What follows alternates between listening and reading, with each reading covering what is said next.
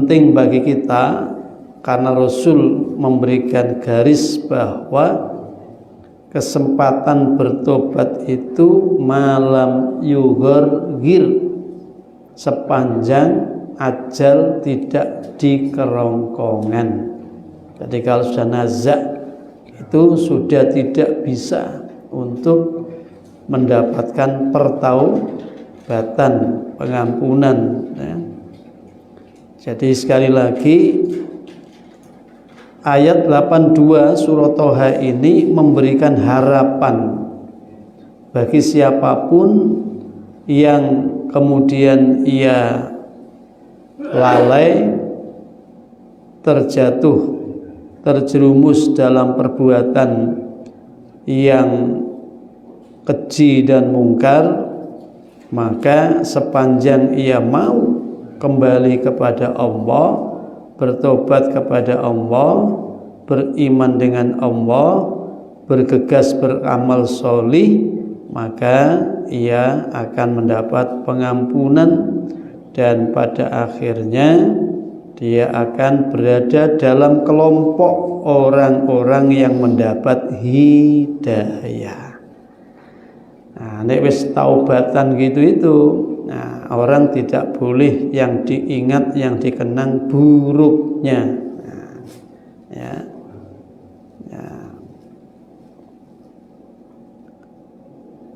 Sehingga ketika kita memaknai taba yatubu taubatan, itu kembali kepada ketaatan, kembali meninggalkan kekufuran, kembali meninggalkan kesyirikan, kembali meninggalkan kemaksiatan, lalu dibarengi dengan keimanan, ketauhidan, amal-amal kesolihan, maka mereka akan berada di jalan yang benar ya. Sehingga Ali bin Abu Thalib ya, itu memberikan periwayatan bersandar pada Ibnu Abbas, ketika orang itu tidak lagi ragu-ragu di dalam mempercayai kebenaran Allah, di dalam mentauhidkan seluruh hal hidupnya semata mengabdi hanya kepada Allah, maka itulah yang dimaksud dengan amanah. Jadi orang yang beriman tak cukup dengan kata-kata, tak cukup dengan kepercayaan saja, tapi menjelma di dalam kepribadiannya. Karena Allah yahul bainal mar'i wa qalbi. Allah itu melihat di antara hati hamba dan perbuatan amal yang dikerjakannya. Sehingga orang yang hatinya sudah kokoh dengan keimanan, kemudian perilakunya menunjukkan bukti-bukti iman yang ada di dalam hatinya dalam bentuk perbuatan-perbuatan sholih, maka kalau itu dipertahankan dengan keistiqomahan, maka orang itu berada di dalam bimbingan Allah sampai akhir hayatnya ya, sampai dengan akhir hayatnya. Maka di dalam surah Al-Balad ya, surah 90 ayat 17, Allah menggunakan kalimat tsumma kana minal ladzina amanu wa tawassaw bis sabri wa tawassaw bil marhamah. Orang yang kemudian mereka beriman dan saling berwasiat, berpesan dengan kesabaran dan saling berpesan dengan kasih sayang. Jadi mempertahankan bimbingan Allah itu diantaranya dengan saling mengingatkan, saling menasihatkan, dan saling memberikan kasih sayang. Nek wong jahat iku iso saling kerjasama di atas kejahatannya, kenapa orang yang baik sulit bekerja sama saling gotong royong dalam kebaikannya? Jadi ini konsep marhamah itu konsep kesejahteraan yang didasarkan keimanan. Ini yang oleh gerakan Masumi dulu, ya. Dulu, zaman dulu kita nggak menangi yang muda-muda ini, ya. Krungu ceritanya saja. Jadi Masumi itu punya namanya konsep marhamah, sementara PNI itu punya konsep marhainisme. Nah, ya, marhamah, marhamisme dengan marhainisme. Sing siji berdasar tauhid, ya, marhamah itu berdasar tauhid ketuhanan yang Maha Esa. Kemudian kalau marhainisme itu berdasar pada hanya kemanusiaan universal. Maka yo rodok-rodok beda. Nah, orang-orang yang bisa istiqomah dalam kebaikan itu lalu menarik adanya ampunan dan pemaafan,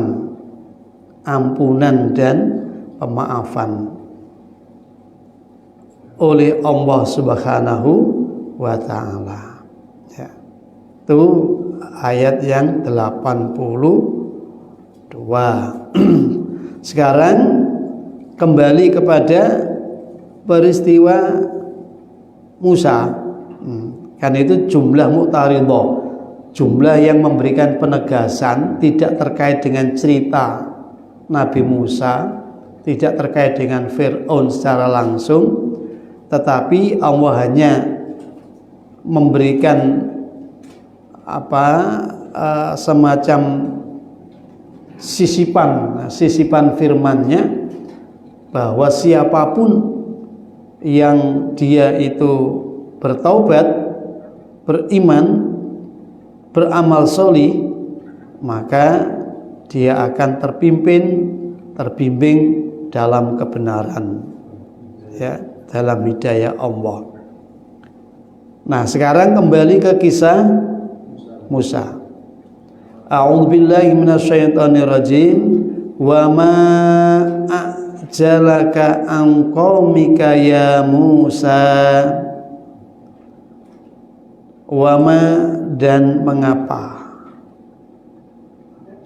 ya, mengapa. A'jalaka,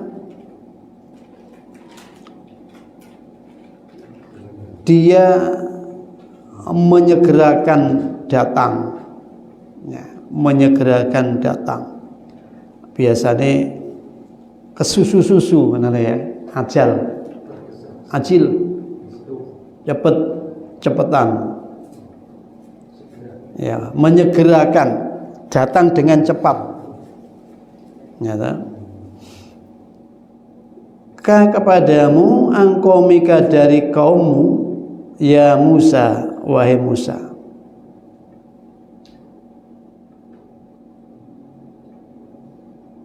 Ya, ini ada pertanyaan, nek cara kene biasa, gerangan apa? Apa sih Musa yang membawamu tergesa-gesa, ya, datang lebih cepat? angkaumika dibanding dari kaummu. Apa?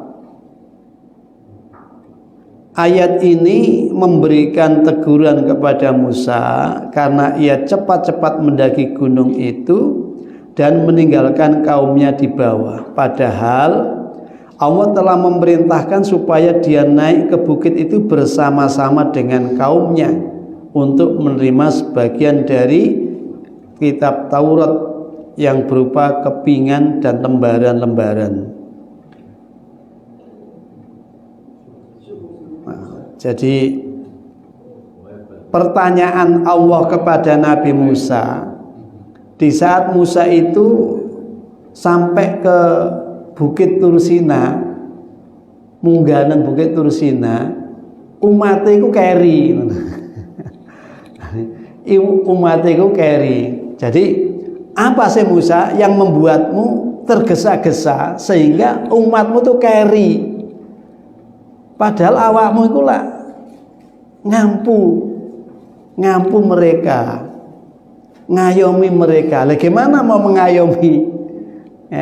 Kalau kamu itu kemudian umatmu itu berada di belakang kamu, walau itu urusan munajah, urusan untuk beribadah. Jadi meskipun untuk menerima, karena menerima kepingan-kepingan suhuf itu tujuannya juga untuk ngomong umat gitu loh ya.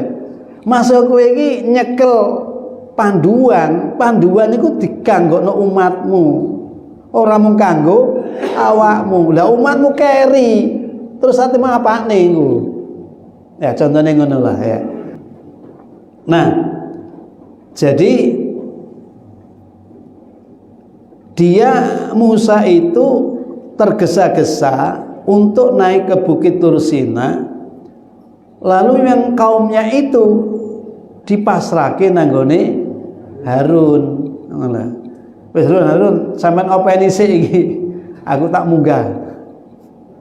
Lah, itu ternyata oleh Allah tindakan seperti itu dapat teguran.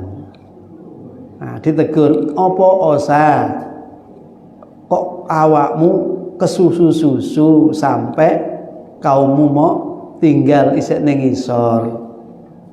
Nah, jarine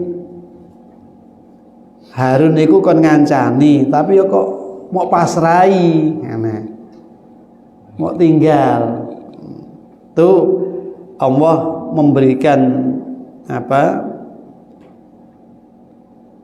teguran. Kenapa? Karena peluang ketika pimpinan itu tidak bersama, peluang kardi ya,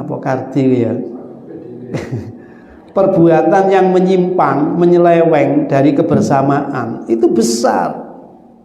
Makanya kemudian dicontohkan oleh Allah di surah Al-A'raf, surah ke-7 ayat 138 sampai 139.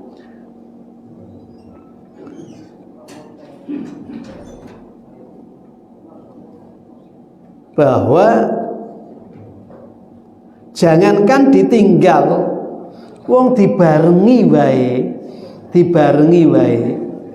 Ketika mereka bertemu dengan penyembah berhala, ketemu dengan kaum yang mengitari iktikaf, mengelilingi patung-patung, dan kemudian mereka itu menginginkan patung itu menjadi wasilahnya keinginan mereka terpenuhi. Loh, kaumnya Musa ketemu wong ngono kuwi bareng karo Musa, iku sik ngomong, mbok yo aku digawekno pangeran sing kaya pangerane iku sah. Ya. Jadi ana patung-patung ya disembah, diagung-agungkan. Dhek liwat bareng karo Musa. Iku diampu, dipandu oleh Nabi Musa. Iku iso ngomong, mbok yo aku digawekno pangeran sing kaya iku. Lah apa maneh kok mau tinggal karo Harun nok ngisor kae, awakmu kok munggah dhewe. Nah, jadi ma'ajabaka an qaumika ya Musa qala hum awliyai alayya asra. Apa yang menyebabkanmu melakukan seperti itu? Di ayat yang 83 ini sebuah pertanyaan yang sifatnya itu menegur, ya, menegur kepada Nabi Musa, ya. Karena kenyataannya kerentanan psikologi umatnya itu cukup besar, gampang terpengaruh, ya, dengan situasi dan kondisi. Maka kemudian Musa jawab, qala hum ulai ala athari wa ajaltu ilaika rabbi litardo. Mari iki kalimatnya Musa menarik, ya. Menarik banget, Pak. Qala jawab Nabi Musa. Nabi Musa dilakoni, "Apa awakmu kok kesusu-susu sampai kaummu iku kamu tinggal?" Dia jawab, hum ulai ala asari. Mereka itu sedang mengikuti jejakku, ya. Asar itu kan jejak. Jadi Musa tidak khawatir, enggak apa-apa Gusti, mereka itu mengikuti jejakku, artinya telapak kaki jalanku ini akan diikuti oleh mereka. Ya. Wa ajiltu ilaika, dan aku bergegas, aku bersegera kepadamu, Rabbi, Tuhanku, ya kan? Litardo, supaya engkau senang, engkau rela. Loh, coba. Aku kesusu iki pengen nyenengno jenengan Gusti. Dan umatku, aku gampangane, ku pastikan umatku akan mengikuti jejak kakiku nyampe di sini. Dan aku bergegas ini untuk menyenangkanmu, untuk membahagiakanmu, untuk kerelaanmu. Jawabnya Nabi Musa, ya. Nabi Musa jawab ngono. Qala, Gusti Allah jawab. Ini makanya Nabi Musa itu sering disebut kalamullah, julukan itu kalamullah. Soalnya Musa itu termasuk nabi yang diberi wenang untuk omong-omongan dengan Allah, dengan langsung itu. Ya. Qala, Gusti Allah jawab, fa inna qad fatanna qaumaka mim ba'dika wa adallahum samiri. Musa, ora eling awakmu, sungguh kami telah menguji kaummu setelah engkau tinggalkan. Ya toh? Apa gak eling kon pernah ninggalke kaummu kuwi? Kemudian mereka telah disesatkan oleh Samiri. Ya. Ayat ini boleh jadi maknanya dua. Makna yang pertama, peristiwa Samiri itu sudah pernah terjadi. Peristiwa Samiri itu sudah pernah terjadi. Tetapi boleh jadi ini justru sedang terjadi. Sik Musa, awakmu pengen nyenengno aku, padahal perintahku kuwi kowe kudu bimbing nuntun kaummu. Loh, kaummu mau tinggal, jarine arep mengikuti jejakmu. Sopo sing jamin iku? Wong nyatane disesatne karo Samiri. Jadi koyok-koyok kowe iki keliru, teko dhewe iki keliru. Masa tak kei panduan alwah ini, ya toh? Karena kamu nggak bersama dengan kaum mau tinggal, kae digudo karo Samiri. Jadi Musa mendapatkan perintah, petunjuk, ya toh? Dengan meninggalkan kaumnya yang dibawa itu sedang diganggu, diuji oleh Allah dengan logika Samiri, disesatkan oleh Samiri. Ayo sapa Musa sing iso jamin kowe iki jarine njukuk kanggo umatmu tinggal, kowe jawab dia akan mengikuti jejakku kan ngono. Aku ingin menyenangkanmu. Loh, perintahku lah kowe iki kudu ndampingi umatmu supaya umatmu iki gak tersesat. Kowe takon rene kuwi milih umatmu kae ajak bareng. Lah kok kowe teko dhewe. Lah sapa sing jamin ning isor kae? Boleh jadi ada peristiwa proses untuk Samiri yang melakukan penyesatan kepada Samiri itu salah satu orang yang ikut bersama dengan Musa. Ya. Ini cuman ingin menunjukkan bahwa apa yang dilakukan Musa dengan asumsi Musa tadi itu bahwa dia sudah dipandu oleh Harun dan dia akan mengikuti jejak langkahku menuju ke tempat ini. Maka aku dengan segera menghadap kepada engkau supaya engkau lebih senang. Tiba-tiba Gusti Allah jawab orang ngono. Ya. Kenapa? Karena tugasmu itu membimbing, memandu umatmu itu, ajak mereka ke sini untuk mendapatkan firman itu. Lah kamu tinggal, gak bahaya toh ada peristiwa, ya toh, ketika mereka itu berpapasan dengan orang-orang yang menyembah berhala saja, dia ingin diberi Tuhan seperti mereka. Nah, iki kok mau tinggal apa gak bahaya? Engko ono sing nyesatne jenenge Samiri. Wa adhallahumus Samiri. Ya. Yang menyesatkan kepada mereka itu Samiri.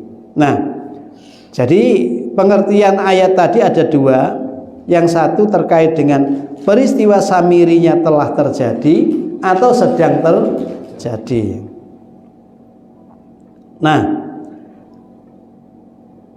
ketika Allah mengingatkan sesungguhnya kami telah benar-benar telah menguji pada kaummu dari setelah kamu ini dan telah menyesatkan pada mereka Samiri, maka di dalam lauh, ya, di dalam al-wah tadi itu sudah diberikan ketetapan Allah agar disampaikan dan diimplementasikan atau dikerjakan oleh, ya, seluruh kaum Nabi Musa, yang itu kemudian nanti terkumpul dalam kitab yang disebut dengan Taurat. Ya. Maka di surah Al-A'raf 145 itu kemudian Allah telah menuliskan bagi Musa di dalam al-wah itu dari segala sesuatu mau'idatan sebagai nasihat, wa tafsilan dan sebagai rincian detail, likulli syai'in terhadap segala hal yang terkait dengan panduan hidup agar bisa mencapai kemuliaan, keselamatan dan kebahagiaan. Kemudian setelah itu fakudha biquwatin, maka ambil sekuat tenaga, wa'mur qaumaka dan perintahkan, ajakkan, contohkan pada kaummu, ya'khudhu bi aksaniha, sehingga mereka bisa mengambilnya dengan yang lebih baik dari apa yang sudah ada. Saurikum darul fasikin, maka aku akan perlihatkan kepada engkau sebuah negeri yang dihuni oleh orang-orang yang fasik, yang melanggar. Memang antara kebaikan dan kebenaran itu disandingkan dan ditandingkan, ya. Jadi diujikan mana yang akan membawa kebermanfaatan yang langgeng, ya. Kenapa? Karena hidup ini hakikatnya adalah bikin milestone, pijakan-pijakan, batu-batu pijakan atau legasi, ya, di mana sebagai bukti kita pernah ada di situ dengan kebaikan kita atau sebaliknya dengan keburukan kita. Hidup itu cuman itu kan, ayyukum aksanu amala. Lah mula di ayat yang berikutnya, ayat 86, faraja'a Musa ila qaumihi ghadbana asifah. Coba, faraja'a maka kembali, lalu kembali siapa Musa, Nabi Musa ila qaumi kepada kaumnya, ghadbana asifah, asifah, dengan penuh murka dan sedih hati, ya. Kasihan, melas. Loh yo, dikongkon budal menghadap Allah. Sifat tergesa-gesa karena ingin segera mendapatkan wahyu, ingin mendapatkan perintah, panduan, sampai umatnya itu ditinggal. Tujuannya ingin supaya Tuhannya itu lebih senang kepadanya. Dilalah teko digegeri, dipanglo, endi umatmu kok mau tinggal kowe teko dhewe. Loh, isek duwe logika. Duh Gusti, mereka bersama Harun dan mereka akan mengikuti jejak langkahku ke tempat ini. Dijawab karo Gusti Allah, ora ngono sa, mau tinggal kae. Lagi diprovokasi oleh Samiri. Harun nggak mampu nangani kae. Nah, kae mau tinggal 40 dino iki. Ya wis, ya. Tak kekno iki panduane. Balik kalimatnya. Raja'a Musa ila qaumi ghadbana asifa. Musa teko-teko. Teko-teko nang kaume. Muring-muring. Dan muring-muringnya itu asifa, saken ngesake. Sing nang gustine kuwi ora disenengi, perilaku sing kaya ngono ke mau, barang nanggone kaume wis berubah akibat provokasi Samiri. Muring-muring kalimatnya loh, muring-muring termenyedihkan. Jadi keadaannya itu gampangane jane seorang utusan itu ya ora kaya ngono lho ya, seolah-olah Allah menceritakannya itu dengan nada anti klimaks. Nah, jadi setelah menerima aku balik aku wis geget gitu ya. Soalnya diberitahu oleh Allah, Samiri itu sedang proses menyesatkan kaummu yang bali okon. Ya, ada tanggung jawab yang lebih berat lagi. Ya, nah ini kondisi yang dihadapi oleh Nabi Musa terhadap dirinya sendiri dan kaumnya itu. Qala ya qaumi alam ya'idukum rabbukum wa'dan hasana. Sambil ngomong siapa Musa, hai kaumku, alam ya'idukum, apakah masih belum memberikan janji kepada kalian, rabbukum, Tuhan yang mengatur hidup kalian, wa'dan hasana, dengan janji yang lebih baik. Nah, afatala alaikumul ahdu, apakah terlalu lama janji ini, nyata, untuk kamu. Am aradtum ayyakhilla alaikum ghadabun mir rabbikum. Atau memang kalian sengaja untuk mendapatkan penimpaan murka amarah dari Tuhan kalian. Fa akhlatum mau'idi, kemudian kalian melanggar terhadap perjanjian yang aku sampaikan kepada kalian. Kan ora suwi to aku dilu tak munggah dhisik kowe ning kene tunggoni karo Harun. Tak jukukno pedoman sing luwih apik, tak jalukno panduan hidup yang lebih membawamu dalam keutamaan, kebahagiaan dan keselamatan. Apa kesuwen oleh kunjuku, oleh kunjaluk kowe kok wis berubah ngene iki. Kok ngelanggar perjanjian yang sudah ada. Jadi Musa mari di panglo karo Gusti Allah, balik nanggone umate muring-muring. Ya. Jadi ngunen-nguneni nanggone Bani Israel pada kaumnya. Ya. Nah. Kenapa? Karena tipu muslihat Samiri berhasil, di mana kaum Musa itu disesatkan oleh Samiri dengan waktu yang sangat cepat. Nuntun ya mulai proses perjalanan penyelamatan mereka dari ancaman Fir'aun, pembantaian Fir'aun, berlari sampai melintasi lautan, ya sampai mendapatkan gurun padang yang tidak ada tanaman, tidak ada makanan, tidak ada air, dikirim mana wasalwa.